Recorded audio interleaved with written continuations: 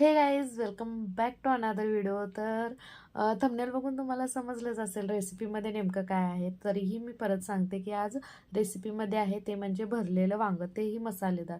Normally करतात ते वेगळं आहे आणि मी आज जे बनवले ती रेसिपी वेगळी आहे. जर अशा पद्धतीने केलं तर तुम्हाला नक्की आवडेल. आणि भरलेलं वांगं तर सगळ्यांनाच आवडतं, म्हणजे 100पैकी 90 ते 95% लोकांना भरलेलं वांगं हे आवडतं. तर रेसिपी स्टार्ट टू एंड पूर्ण नक्की बघा. पण त्याच्या आधी जर चॅनलवर नवीन असाल तर चॅनलला सबस्क्राईब करायला अजिबात विसरू नका आणि व्हिडिओला लाईक आणि शेअर नक्की करा. चला तर मग रेसिपीला स्टार्ट करूया. तर सर्वात पहिल्यांदा आपल्याला घ्यायची आहे ती म्हणजे वांगी. आणि वांगी जास्त मोठी पण नसावीत आणि जास्त लहान पण नसावीत, मिडियम साईजमध्ये वांगी घ्यायची आहेत. आणि अशा पद्धतीने ती वांगी कट करायची आहेत. आणि कट का करायचे तर त्यामध्ये प्रॉपर आपल्याला मसाला बसला पाहिजे, अशा पद्धतीने कट करायचं. आणि व्हिडिओ थोडा मी फास्ट करणार आहे, कारण की हे जर 5 वांगे कट करूपर्यंत जास्त वेळ जाईल आणि व्हिडिओ मोठा होईल, तुम्हीही बोर व्हाल.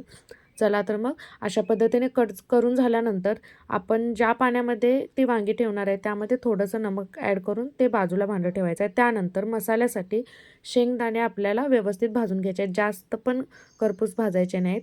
आणि भाजून झाल्यानंतर त्याच कढईमध्ये आपल्याला ॲड करायचे आहेत तीळ आणि जिरे.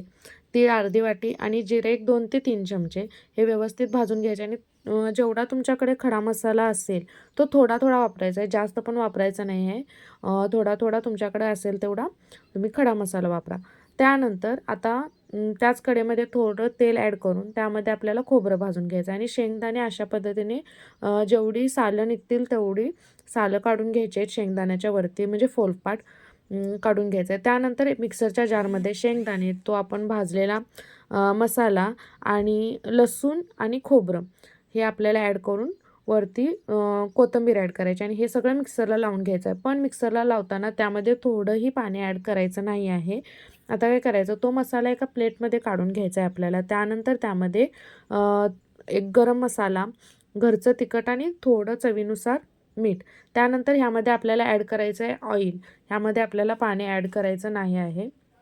त्यानंतर वांगी घ्यायचे आहेत आणि वांग्यामध्ये मसाला भरून घ्यायचा अशा पद्धतीने, ज्या पद्धतीने दाखवते त्या पद्धतीने. आणि आता परत मी व्हिडिओ फास्ट करणार आहे, कारण की सगळीच वांगे भरतेले दाखवले तर परत व्हिडिओ मोठा होईल.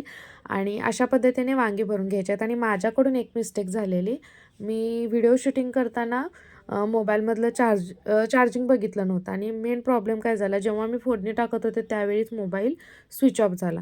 तर काय करायचं, सगळी वांगी भाजून झाल्यानंतर कढईमध्ये तेल घ्यायचं आहे, दुसरं काही ॲड करायचं नाही, फक्त वांगी व्यवस्थित भाजून घ्यायचे आहेत. कांदा जसा भाजतो त्या पद्धतीने अशी भरलेली वांगी भाजून घ्यायची आहेत. आणि गरम पाणी 1 वाटी ओतायचं आहे आणि शिजवून घ्यायचं आहे. माझे मिस्टेक झाले, मी चार्जिंग बघितलं नाही, त्याच्यामुळं ही रेसिपी मिस झाले.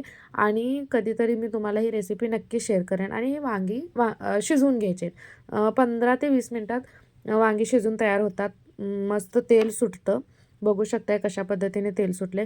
रेसिपीमध्ये फक्त तेलामध्ये वांगी भाजून घेऊन फक्त 1 वाटी गरम पाणी ॲड करायचं आहे, बाकी तुम्हाला काही ॲड करायचं नाही आणि एक्स्ट्राचा मसाला ॲड करायचा आहे. तयार आहेत भरलेली वांगी.